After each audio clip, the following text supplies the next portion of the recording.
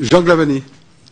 Président, je voulais juste m'adresser à M. Ramadan pour lui dire en des termes simples qu'il sache qu'il y a des députés et membres de cette mission qui ne souhaitaient pas vous auditionner.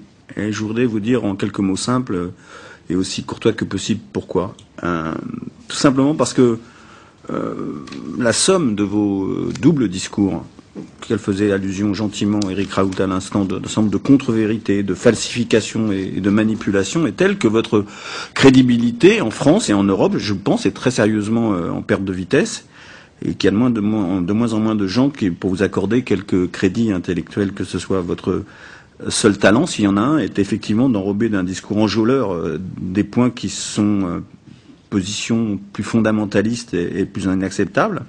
Tout à l'heure, de vous entendre parler de laïcité en des termes bien loin de la tradition républicaine, et surtout dans votre discours, l'absence totale de référence à l'égalité entre les hommes et les femmes et les droits de la femme m'ont confirmé dans cette conviction. Et je crois que je le dis ici devant la mission, je l'ai dit au président, que vous recevoir aujourd'hui, c'est vous donner une respectabilité et une tribune que vous ne méritiez pas de mon point de vue. Alors je me suis demandé pourquoi certains d'entre nous, dont je ne sais d'ailleurs pas s'ils sont majoritaires dans cette mission, ont fait le choix de vous auditionner. Peut-être pour vous permettre, au nom de la liberté d'expression et de la tradition pluraliste de l'Assemblée nationale, que je ne conteste pas, de dire ce que vous pensez, et aussi à moi de dire ce que je pense, et je voudrais à ce moment-là dire à ceux qui nous m'ont donné cette tribune inespérée que je les en remercie très chaleureusement. Enfin, je pense qu'on aurait pu s'en priver. J'ai aussi bien entendu compris qu'un tel exercice avait des vertus médiatiques, incontournables et exceptionnelles. Il n'y a qu'à voir l'assistance de journalistes aujourd'hui, qui est telle que c'est presque une insulte aux quelques journalistes qui suivent avec méticulosité nos travaux semaine après semaine. Aujourd'hui, on voit bien que nous sommes non pas dans le travail méticuleux et studieux d'une mission parlementaire, mais dans le showbiz. Et je le dis franchement, je le regrette. Je le regrette. Mais je crois aussi avoir compris in fine la raison de votre présence ici. Vous êtes un prédicateur suisse. Et je me suis demandé pourquoi un Parlement français devait recevoir et écouter un prédicateur suisse. Et c'est sans doute qu'on a compris ces dernières semaines que la lumière venait de Suisse. De la situation judiciaire d'un cinéaste, Hagstatt, qui a provoqué des réactions irrationnelles en France, en passant par la votation citoyenne sur les minarets. L'exemple suisse et ses conséquences ici nous montre, en tout cas j'en suis convaincu, que la démocratie française est bien malade.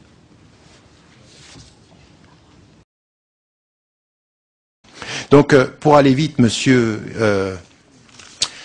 je suis un peu, enfin pas vraiment, surpris de votre intervention, mais vous déterminez, monsieur, le fait que je viens de Suisse, que la lumière vient de Suisse. J'ai été invité avant le vote de dimanche, donc la lumière s'est faite après.